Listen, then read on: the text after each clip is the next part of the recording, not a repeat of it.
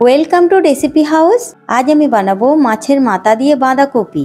মাছের মাথা দিয়ে বাঁধাকপি বানাবার জন্য একটি বড় সাইজ রুই মাছের মুড়ো 2 টুকরো করে কেটে ভালো করে ধুয়ে পরিষ্কার করে নিয়েছি।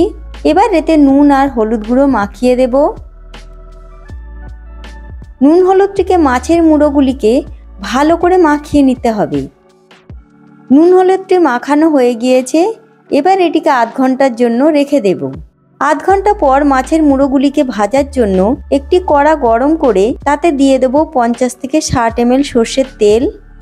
তেল ভালোভাবে গরম হলে মাছের মুড়োগুলিকে একে একে দিয়ে দেব। মিডিয়াম ফ্লেমে মুড়োগুলিকে ভাজতে থাকব যতক্ষণ না মুড়োগুলির এক পিঠ লাল হয়ে ভাজা হয়ে আসছে। 5 থেকে 7 মিনিট ভাজার পর উল্টে অপর পিঠটিকেও 4 থেকে 5 মিনিট ভেজে নেব। মুড়োগুলির 2 পিঠই ভাজা হয়ে গিয়েছে। এবার এগুলিকে তুলে নেব। এবার গরম তেলে দিয়ে দেব একটি বড় সাইজ চৌকো করে কেটে রাখা আলু। আলুগুলিকে নেড়ে মিডিয়াম ফ্লেমে 3 থেকে 4 মিনিট ভেজে নেব। আলুগুলি হালকা দাগ ধরে ভাজা হয়ে এলে এগুলিকেও তুলে নেব। এরপর গরম তেলে দিয়ে দেব হাফ চামচ 5 ফোড়ন, একটি তেজপাতা, 2টি শুকনো লঙ্কা। ফোড়নগুলিকে নেড়ে হালকা লাল করে ভেজে নেব।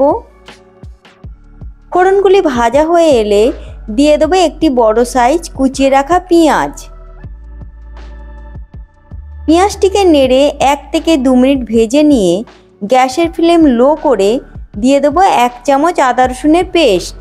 আদা রসুনের পেস্টটিকেও পেঁয়াজের সাথে নেড়ে 1 মিনিট মতন ভেজে নিতে হবে। আদা রসুনের পেস্টটি ভাজা হয়ে এলে দিয়ে দেব বড় টুকরো করে কেটে রাখা 2টি টমেটো।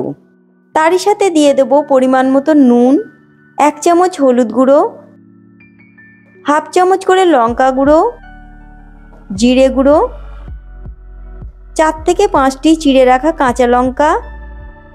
এবার মশলাটিকে নেড়ে 2 থেকে 3 মিনিট কষে নেব। মশলাটি কষানো হয়ে এলে দিয়ে দেব 50 গ্রাম মতন কাঁচা মটর। তারই সাথে দিয়ে দেব কুচিয়ে রাখা বাঁধাকপি। আমি এখানে মাঝারি সাইজ একটি বাঁধাকপির অর্ধেকটি কুচিয়ে নিয়েছি। বাঁধাকপিটিকে লো ফ্লেমেই ভালো করে মশলার সাথে মেশাতে থাকব। এই বাঁধাকপিটি রান্না করবার জন্য কিন্তু জলের কোনো প্রয়োজন নেই, তাই বাঁধাকপিটিকে লো ফ্লেমেই রান্না করতে হবে। বাঁধাকপিটি নাড়ার সময় দেখবেন এটি থেকে জল বেরোতে শুরু করেছে। এবার এতে দিয়ে দেব ভেজে রাখা আলু। আলুগুলিকেও বাঁধাকপির সাথে নেড়ে নিয়ে এটিকে ঢাকা দিয়ে 4 থেকে 5 মিনিট লো ফ্লেমেই সিদ্ধ করে নেব। 4 থেকে 5 মিনিট পর বাঁধাকপি সিদ্ধ হয়ে এসেছে। এবার এতে ভেজে রাখা মাছের মুড়োগুলিকে দিয়ে দেব। মুড়োগুলিকে খুন্তির সাহায্যে চেপে ভেঙে নিয়ে তরকারির সাথে মেশাতে থাকব। বাঁধাকপি রান্নাটি কিন্তু সম্পূর্ণ লো ফ্লেমেই করতে হবে।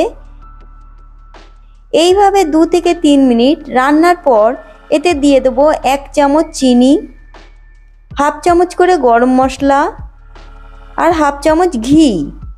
এগুলি দেবার পর বাঁধাকপির তরকারিটিকে আরও 2 থেকে 3 মিনিট নেড়ে ফুটিয়ে নেব। 2 থেকে 3 মিনিট পর বাঁধাকপির তরকারিটি তৈরি হয়ে গিয়েছে। এবার এটি পরিবেশনের জন্য একদম রেডি। যদি আমার তৈরি রেসিপিটি আপনাদের ভালো লেগে থাকে তাহলে ভিডিওটিকে লাইক এবং শেয়ার করবেন। এই রকম সুস্বাদু রেসিপি পাওয়ার জন্য আমাদের চ্যানেল রেসিপি হাউসকে সাবস্ক্রাইব করতে ভুলবেন না।